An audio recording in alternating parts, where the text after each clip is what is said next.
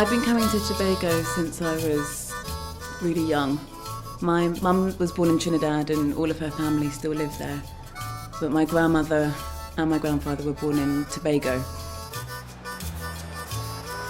I've got a lot of memories of childhood drives around the island, and you'd stop in each village for a pit stop and have a quick drink at the local rum shop or bar.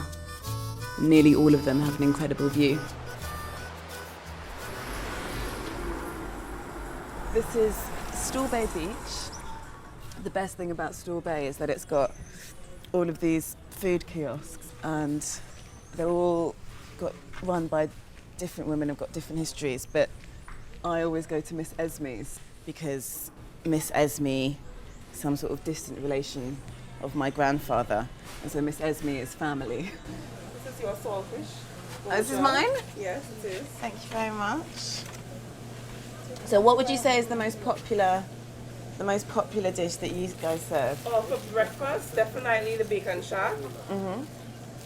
Lunch, crab and dumpling. Crab and dumpling. Crab and dumpling. We do it different curry style in Tobago. And who comes here? Is it tourists on the beach, or is it locals? Well, we have a combination of local customers as well as international customers coming to Tobago on vacation or pleasure or work. You know, so it's a combination of both markets. So we're going up to Charlotteville, which is a fishing village in the northernmost part of the island. And for me, it's kind of one of the prettiest, most beautiful places in Tobago. Lots of tourists don't kind of get much beyond Crown Point area, which is fine because there's plenty to do. But if you do what we're going to do now, and you can drive up the coastal road and go up the north side of the island and get to Charlotteville, it feels slightly like a different world. Every time I come back, I'm constantly surprised and shocked again about how dramatic the landscape is here. There are so many beaches on the island, each with their own distinct landscape or atmosphere. But nearly all of them are jaw-droppingly beautiful.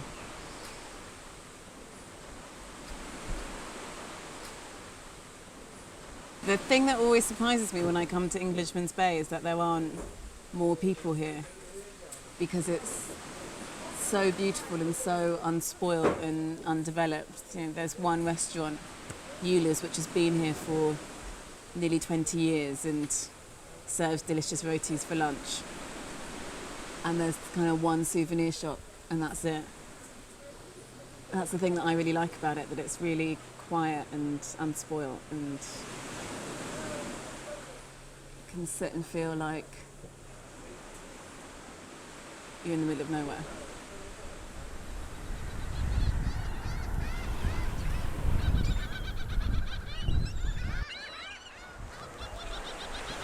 So this is Charlotteville, which is the fishing village at the most northern point of Tobago. And whilst it seems quite small, I think about 60% of the island's fish are brought in from here.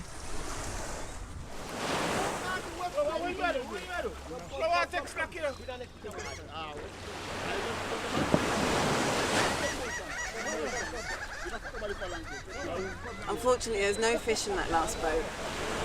But this is the fish market in Charlotteville, and it's where people wait for the fishermen to bring their catch in. It starts from about 9 o'clock in the morning and goes out on throughout the day. And so when the fishermen bring their catch in, everyone will sort of run and see what he's got.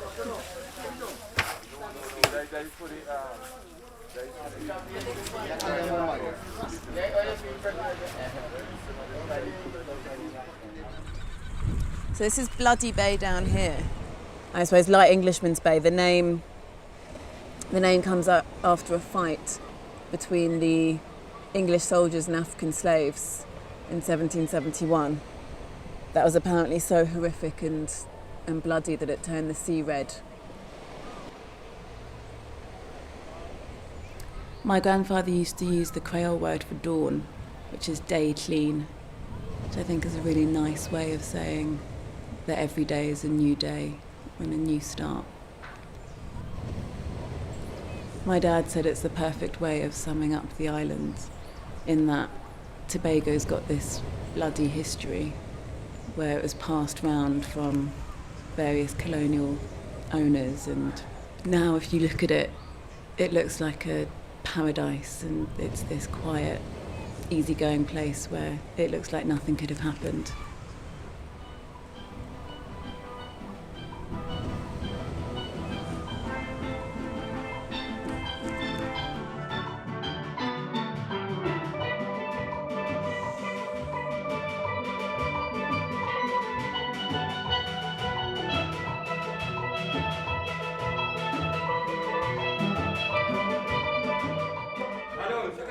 One, two, three.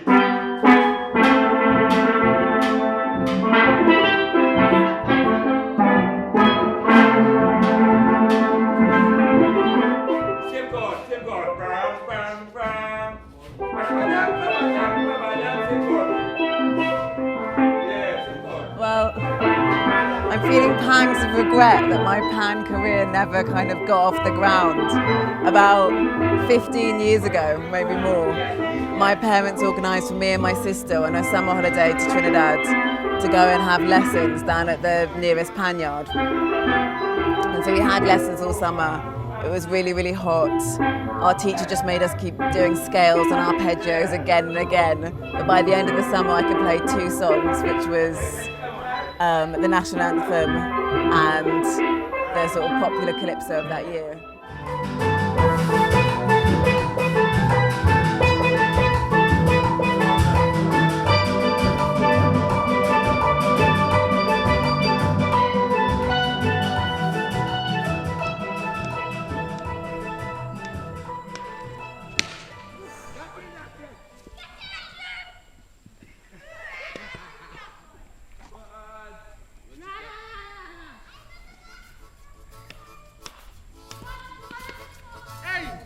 I love coming back to Tobago and revisiting half-remembered childhood memories and old spots.